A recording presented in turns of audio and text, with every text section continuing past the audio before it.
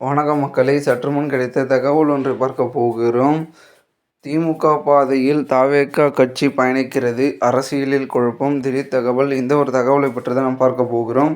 தகவலை பார்ப்பதற்கு முன்னதாக நீங்கள் நம்மளுடைய சேனலுக்கு புதிய பார்வையாளர்களாக இருந்தீர்கள் என்றால் மறக்காமல் நம்மளுடைய சேனலை சப்ஸ்கிரைப் செய்து வைத்துக் கொள்ளுங்கள் மக்களே. கூட இருக்க பெல்லைக்கனும் அதில் கொடுத்து வைங்க. அப்போ தான் அரசியல் சார்ந்த காணொலிகளாம் நீங்கள் தினசரி உடனுக்குடன் தொடர்ந்து தெரிந்து கொள்ள முடியும். இப்போ வாங்க வீடியோக்குள்ளே போயிடலாம். தற்பொழுது பெருமிதத்தில் இருந்து கொண்டிருக்கக்கூடிய கட்சிகளாக பார்க்கப்படுகிறது தமிழகத்தில் தீவிரத்திலும் தீவிரமாக. அதாவது என்னவென்றால், பெருமிதத்தில் ஆளுங்கட்சியாக தாவேகா திகழ்ந்து வருகிறது. அந்த வரிசையில் தற்பொழுது பெரும் விதமாக இது பார்க்கப்படுகிறது அப்படின்றது பார்த்திங்கன்னா தமிழகத்தில் குறிப்பிட்டு பார்த்திங்கன்னா சொல்லப்படுகிறது. அதாவது என்னவென்னா, பிரச்சாரத்தின் போது பெண்கள் பாதுகாப்பு குறித்து பேசிய முதல்வர் விஜய், தாவேகாவினரே குற்ற செயல்களில் ஈடுபடுவதற்கு என்ன பதில் வைத்திருக்கிறார் என அண்ணாமலை அவர்கள் ஒரு பக்கம் கேட்டுள்ளார். அதாவது, தூத்துக்குடியில் இளம் பெண்ணை தாவேகா நிர்வாகிகள் கூட்டு பாலியல் செய்ததை கண்டித்த அவர், மாற்று அரசியல் என கூறிவிட்டு திமுகவின் பாதையிலேயே தாவேகா பயணிக்கிறது என்றார்.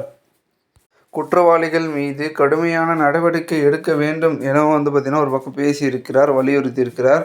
இது பார்த்திங்கன்னா தற்பொழுது திமுக பாதையில் தாவேகா செல்வதற்கான ஒரு விஷயமாக தான் பார்க்கப்படுகிறது அப்படின்றத குறிப்பிட்டிருக்கிறார். இது ஒரு பக்கம் அரசியல் வட்டாரத்தில் பேசும் பொருளாக இருக்கிறது. ஏனென்றால், தமிழகத்தில் விஜய் அவர்களுடைய ஆட்சி பெருமிதத்தில் நடந்து கொண்டு இருக்கக்கூடிய சூழ்நிலையில் அடுத்தடுத்து மக்களுக்கு தேவையான ஒரு சில விஷயங்களையும், ஒரு சில முடிவுகளையும், ஒரு சில திட்டங்களையும் கொஞ்சம் கொஞ்சமாக வழிவகுத்து நிறைவேற்றி கொண்டிருக்கிறார் அப்படின்னும் பார்க்கப்படுகிறது. இந்த ஒரு சூழ்நிலையில் தற்பொழுது இந்த ஒரு தேர்தல் முடிவுகளுக்கு பிறகு அனைத்தும் மாறுதலாகவும் மாற்றங்களாகவும் தான் நடந்து திகழ்ந்து கொண்டிருக்கிறது.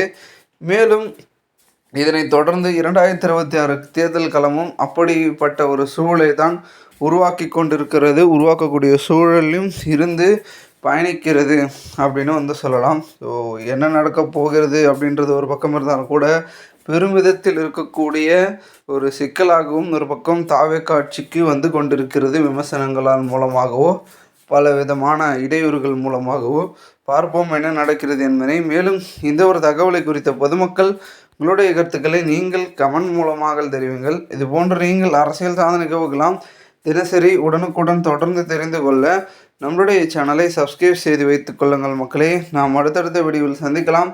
அதுவரை உங்களிடமிருந்து விடைபெறுகிறேன். நன்றி, வணக்கம் மக்களே.